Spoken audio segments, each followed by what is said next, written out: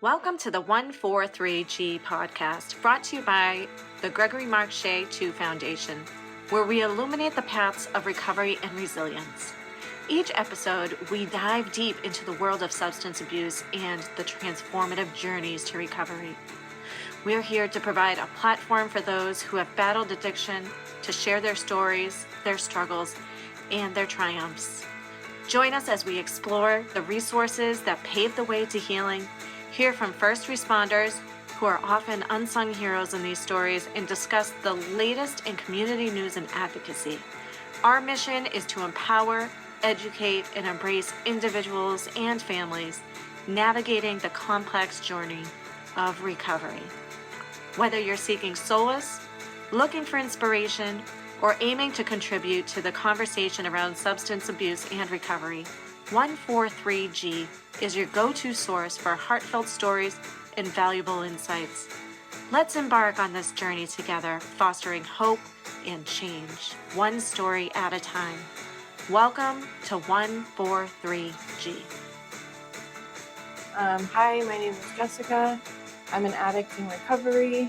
I struggled for about 15 years with an opiate addiction, which went from like Percocet 30s to heroin to then fentanyl. And then I also struggled with, IV cocaine addiction as well as crack cocaine.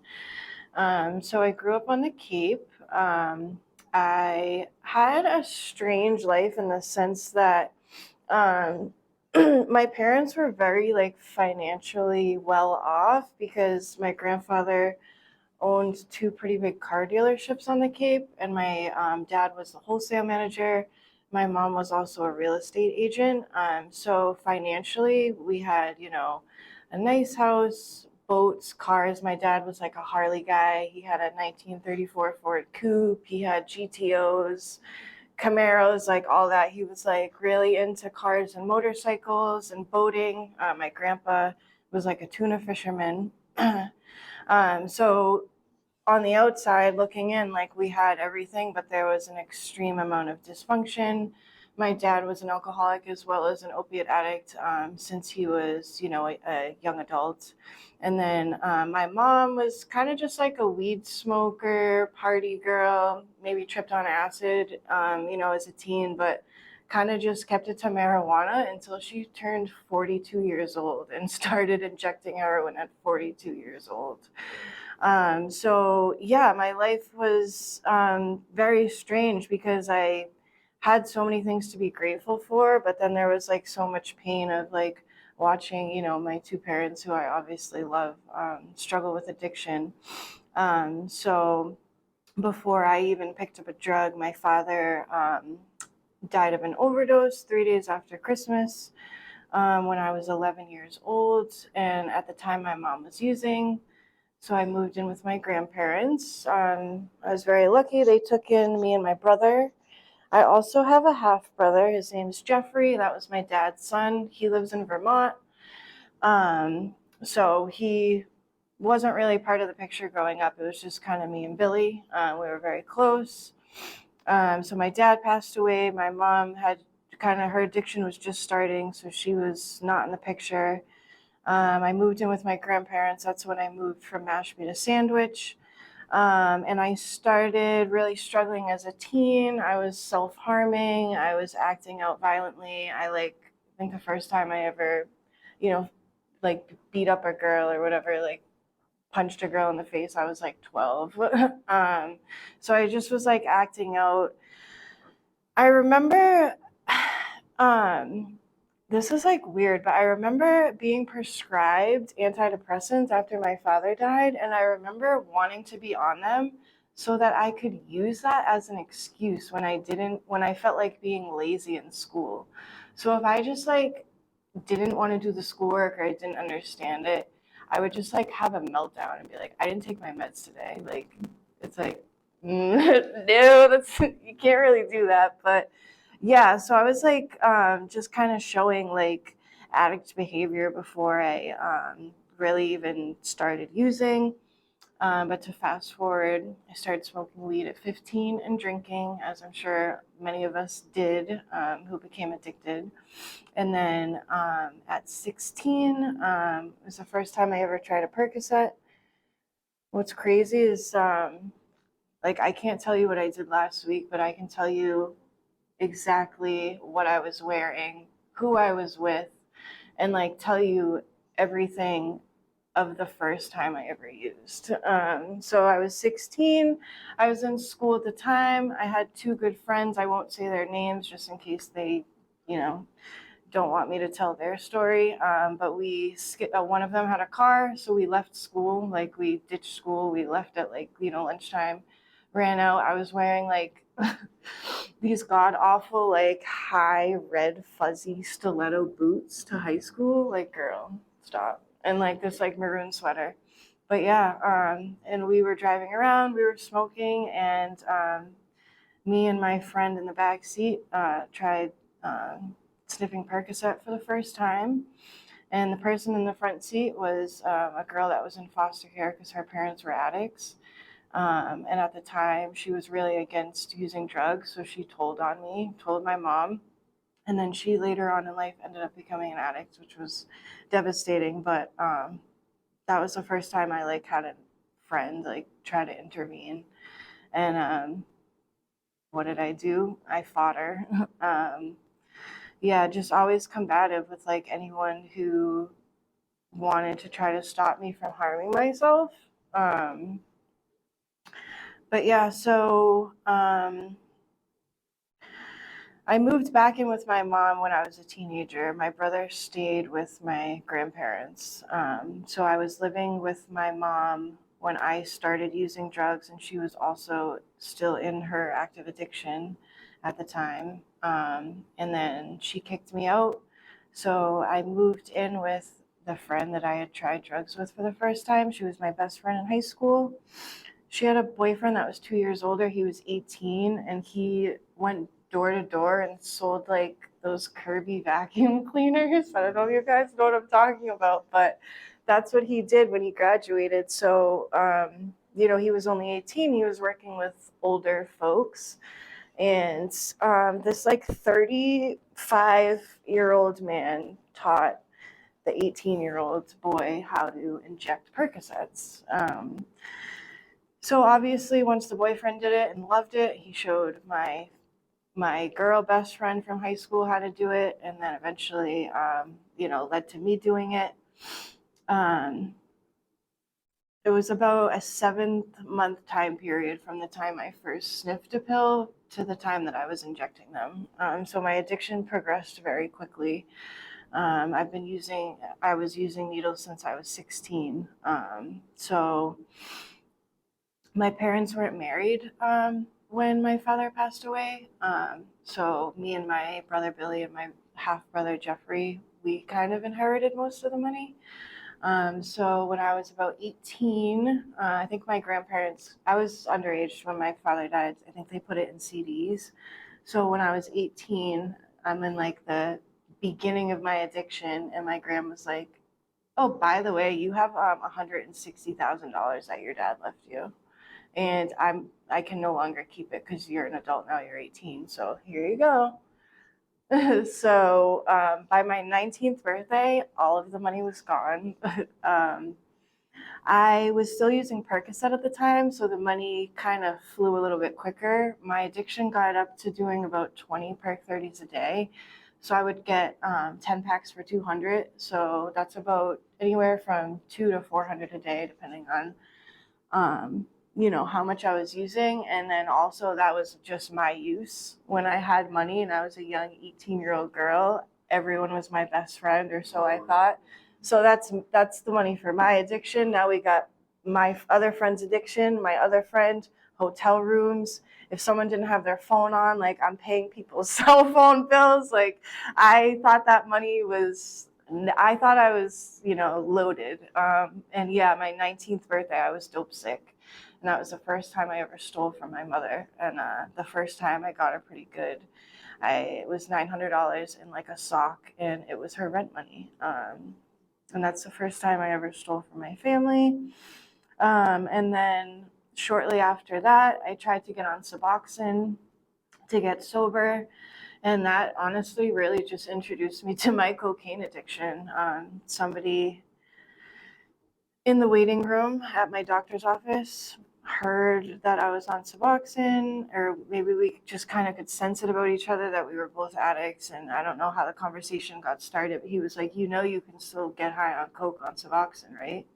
And I was like, what? And so that's led to, a crazy battle with cocaine IV, smoking crack, injecting crack, which years later just led to like extreme psychosis. I'm a geeker. I cannot do cocaine safely. I think that like aliens are invading the earth. I think that like men are trying to rape and kill me. It's just like insane. But yeah, so after I got prescribed the Suboxone and was, started my cocaine binge, is also after the money was out, I started, prostituting myself.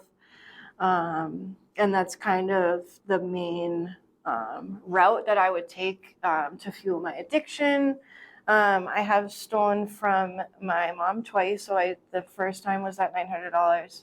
And then I think in like 2018, after a relapse, I stole like $700. So I did steal from my mom twice. But other than that, I was mainly selling my body to get high, which I'm sure, as you could assume, comes with just a whole lot of trauma and a whole lot of pain. I had a man who I met in my mom's active addiction. I ended up selling my body to that person. He ended up molesting me before the encounter ever happened. I woke up to him touching me. And then once I started willingly prostituting myself to him, there was like a day that I needed money and he wanted me to do it for free. And I said no. I had drugs on me and I was alone in the house. He like dropped me off. I was going to take a shower and take the bus back to Hyannis. So he left. He had this like weird routine of going to different liquor stores in Falmouth and getting a scratch ticket and a shot. And he would like have his little shot, scratch a scratch ticket. So I thought I was good. I was home alone in the house. Like I got naked to take a shower and then, did my drugs and woke up to him having sex with me. And then when I could finally speak and move, I was like, get off me. So yeah, a man that I had known literally since I was 12 or 13 years old ended up raping me. I've been to jail a number of times. I've overdosed about 12. I actually didn't overdose until 2020, so I made it like a pretty long time in my addiction without overdosing. And then once I had my first one, I overdosed 6 times in 2 weeks. And then I had some sobriety, and then after that relapse, I think I overdosed like another 4 or 5 times, back to back to back. But yeah, like we were talking about, that's just what fentanyl is doing. It's 10 times stronger than the opiates that I was introduced to. So yeah, also trying to think, I kind of probably jumped like all around, but I just wanted to get kind of the main like things that I've been through in my addiction out. I also, in 2016, I had about 6 months sober at the time. I was on Vivitrol, and my brother Billy ended up committing suicide the day after Father's Day. Pretty sure that was drug induced, so he didn't struggle quite like me. He was like straight edge in high school. He actually got a straight edge tattoo. He was like very anti-weed, anti-alcohol. But then after he graduated college, which I think was for auto mechanics, he like worked on cars. After he graduated college, he started getting into the opiates. He was also on Vivitrol. There's like a doctor on the Cape. I don't know if you guys have heard of him, but he's kind of a shitbag. His name is Dr. Friedman, and I'm pretty sure his license has actually been revoked in Massachusetts. I think he still has it in New York, but I also haven't checked up on this in years. But He was, female patients were sleeping with him for extra Xanax prescriptions. But basically, as long as you were on Vivitrol, you could get anything else you wanted. So that meant gabapentin, Xanax, Klonopin, any other type of substance that you can prescribe and kind of abuse, he was doing. So he was giving my brother's girlfriend like the legal limit of Xanax, like as much Xanax as she could get. She would like run out. She could text him and be like, I ran out of my script, and he would like send another one to the pharmacy. But that was my brother's doctor, so he was on Vyvanse, Adderall, Johnny's, and I think some type of benzo. And he was abusing the Adderall the morning that he committed suicide. I'm pretty sure he was in a cocaine psychosis or, an Adderall psychosis. But from what my girlfriend said, he was taking apart his phone. He was thinking people, he was definitely in a psychosis. So he did end up committing suicide. I did end up staying sober that time for about 6 months after he passed, but I think the times that I tried to get sober before, like with the Vivitrol and the Suboxone, I would like kind of only change the drug aspect and not really change anything else. I had become so accustomed to using I hate even saying it out loud because I'm not proud of this. I just want you to know that. But I was so used to using the fact that I was a female to my advantage in my addiction that it was so hard to kind of let go of that life when I would get sober. So like I was the girl that was like sober and like my sugar daddy was bringing me cigarettes in my halfway houses, or I would still make money on the side. Like it was just the lifestyle, right? I was also prescribed gabapentin at one point and abusing it. I think I've tried every way to get sober without like actually getting sober, or like, okay, let me try to get sober and just not inject heroin. Let me see if there's like other avenues that I can take where I can kind of still be on that line, but not like cross it. And then another thing that I kind of like learned after self-reflection is I struggle with codependency a lot, and a lot of my relapses are like rooted in codependency. When I was like a teenager, I think one of my first halfway houses, I was like 19. I left in relapse because me and a girl like got into an argument about the kitchen shift. Like literally risking my life over an argument that's never gonna matter even a year from that point. Relapsing because ex-boyfriends left me for the girl he met in detox, or whatever. So that was my most recent relapse. It was in March of 2022, and it was for exactly what I just said. My boyfriend had left me, and then he was kind of like playing games with me, and it was just that codependency thing of like, wow, if like I'm not lovable. If this person can't treat me acceptable, then I'm not lovable. So I would just use. So this time around when I got sober, which was so. I usually don't tell a lot of people this, but I feel like if you're talking about your story, if you're anything but honest, it's kind of irrelevant. So I went to treatment March 17th of 2022. However, I did sneak drugs in with me to treatment. So that is not my sober date. I used for about a week. I don't really know the exact day, but I also know that I hadn't used any time like in April, and my grandfather's birthday is April Fool's Day, so I kind of just picked April 1st as my sobriety date because I know that I definitely have April 1st. It's probably a couple days before that, but I wasn't really keeping track just because I don't know, I just was doing the addict thing. I'm like, well, let me see if I can get high for as long as I possibly can before I have to stop. And then when I'm stopped, I'll be in a place that can medicate me and help me, which is actually what they did. I was honest with the nurse practitioner, and I was like, listen, I stuck drugs in with me, and I'm now detoxing again. Like, is there any way I could get protocol again? And she was like, only if you do like, the Sublocade shot or plan to get Suboxone out of here. So that's what I did. I got on Suboxone, and then I got 2 doses of Sublocade, and that was it. I just did 2 doses of the Sublocade. The thing about Sublocade that's excellent is there's no detox from it, or there wasn't for me. I don't want to say that and then someone gets sick and like gets mad at me, but I was able to just get 2 doses of Sublocade and then not get it again, and I had no withdrawal symptoms. So I did the place I snuck drugs into. I did 2 months inpatient.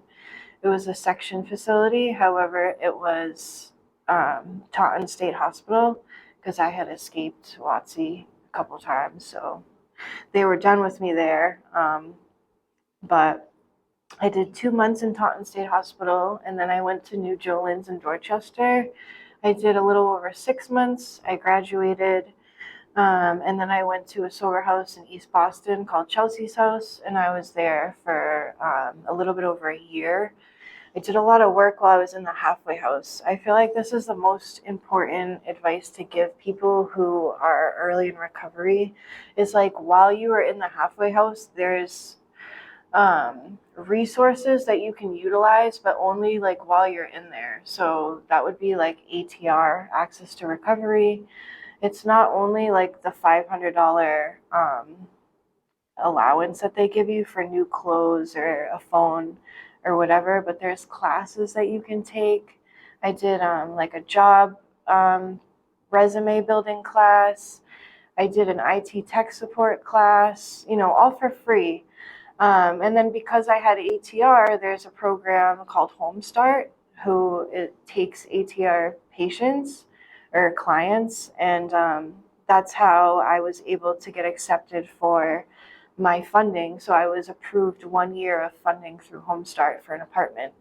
They don't help you necessarily get accepted into a complex, right? So you're kind of still battling that, trying to fix the wreckage of your past with like shit credit score and background and stuff like that. But if you're lucky enough, like I was, my apartment complex knows I was homeless. They know I'm in recovery, and they treat me like a regular human being. They're not judgmental. So my funding will end in October, and hopefully they'll re-extend me and I can just start paying my rent. So yeah, that was definitely an excellent program that Boston has. That has been extremely helpful. I think that was another part that played a big success in my recovery, was getting off Cape, and not just because it's like where I used and where my like friends are that used, but because there's so little resources and help out there. There's a shit ton of sober houses. They're kind of slowly starting to pile on like those PHP programs. And then they have One Detox Gosnold. I don't know what they did with Emerson House and Miller. I think I heard they turned those into like private pay TSSs now, so they're not even residential programs on the Cape anymore. Yeah, so coming out to Boston was one of the best things that I did for myself in my recovery, as far as accessing all of like the tools and the help that they have out here. And it was also like the biggest test of my recovery, and kind of taught me how to like utilize my coping skills, because before I have the job that I have now, when I was doing just the little things like the movie theater and food industry and taking the bus and the train to work, I would be at Andrew Station waiting for my bus to bring me back to my halfway house, and I'm sitting on the ground, and out of my peripheral vision, I see something, and I look over. It's a cloud of smoke, and there's a dude literally hitting a crack pipe right next to me. I could reach my arm out and touch him, and I'm like, oh my fucking God, there's people shooting up out in the open, which is terrible and sad, and I totally feel bad that people are homeless, and I'm not mad or anything like that, but it was kind of like, okay, like that realization of like drugs are never going away, just because I'm sober, nobody owes me sobriety. If you see this stuff, like, what are you going to do about it? How are you going to not use? So I utilize video chat a lot. That's what I did when I saw the person smoking crack. I called someone in my halfway house and I sat on that phone until my bus came. You know what I mean? Because if I just sat alone with like that temptation in my thoughts, who knows what would have happened. But I've just been trying to get sober for so long. My first detox, I was 18. It was Gosnold, actually, in Falmouth.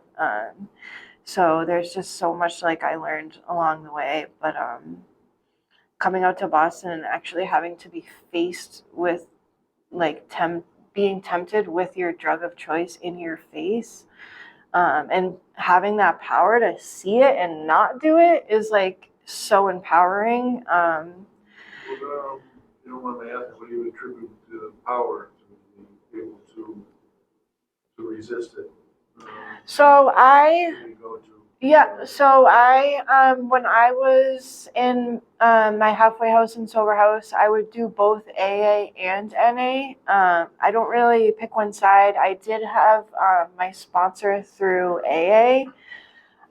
So here's the thing too, and this is, sometimes I don't like to talk about my recovery story just because I feel like there is so much judgment that goes into what someone's doing for their recovery. Like, if you're not attending this many meetings, you're not really sober, or like you're going to relapse or whatever.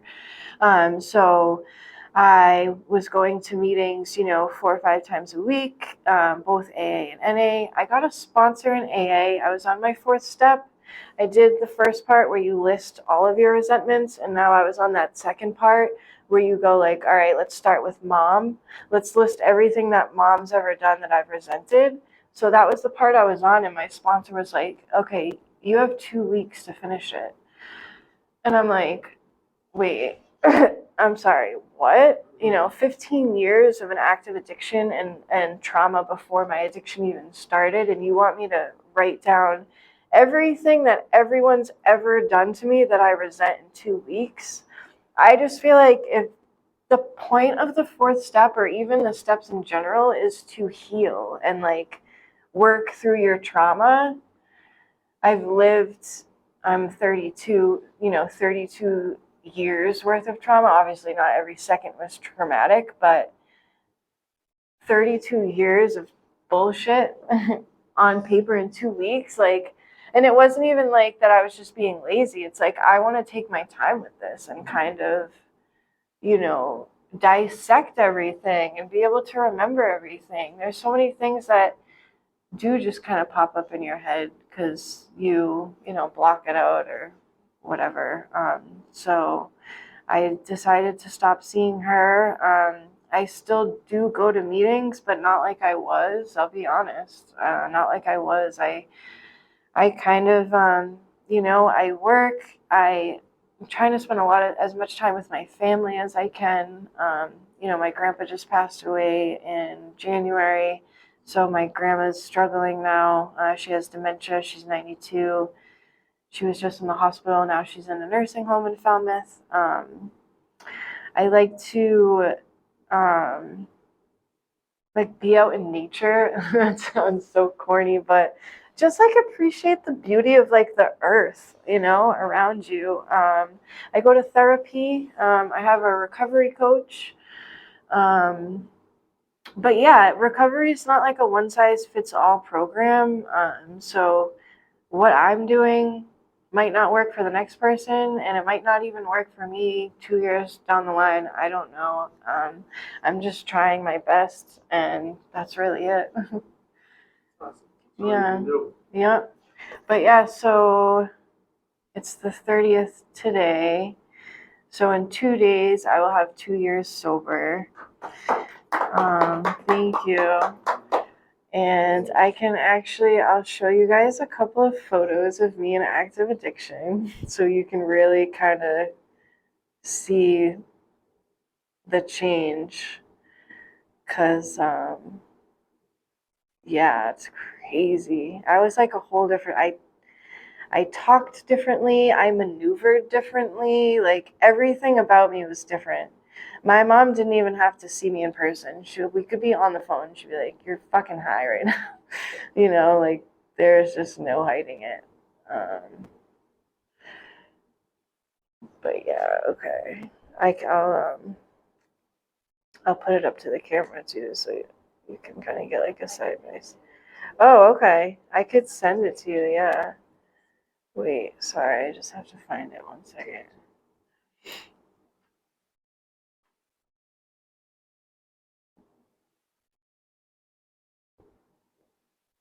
There's like one specific photo that I'm thinking of that's absolutely mortifying and like showed me at my, absolute rock bottom. So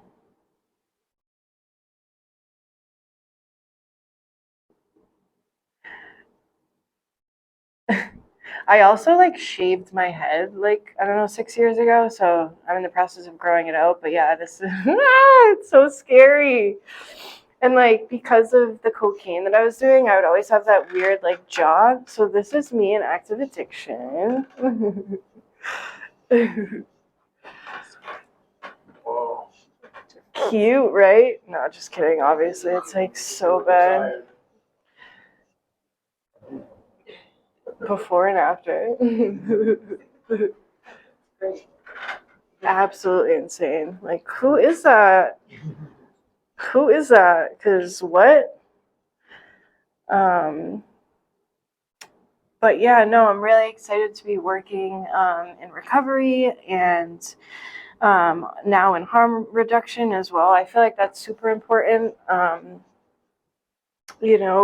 to kind of just like help people where they're at, not force anyone into anything, and try to just keep people as safe as possible while they're, still in active addiction. But yeah, I'm really excited about the xylazine testing too, because I'm hoping that them being able to like test and track it, they can also kind of try to start to come up with things that can counteract like the open wounds that people are experiencing, and maybe even kind of develop like a type of Narcan, but for xylazine. Because the only thing, in my opinion, that I think is unfortunate is we have fentanyl test strips, right? Where we will soon hopefully have xylazine ones. Like I said, we had them, but they're not FDA approved. But so we can tell people that instantly, or hopefully soon enough, we'll be able to tell xylazine. But for right now, we can tell people that there's fentanyl in their drugs. But like the sad reality, and I'll keep it on me, but like if I knew fentanyl was in my supply and I'm dope sick, I don't care. I don't care. I'm doing it. You know what I mean? So it's like even people, our clients like that know that there's xylazine in their supply and they're still using it because what can they do? They're addicted. So I feel like if we kind of try like as a whole figure out how to like combat the symptoms of the drug, that could be really helpful. So yeah, that's really it. Thank you. Yeah, So awesome. you're welcome. Thank you guys for having me. Oh my gosh,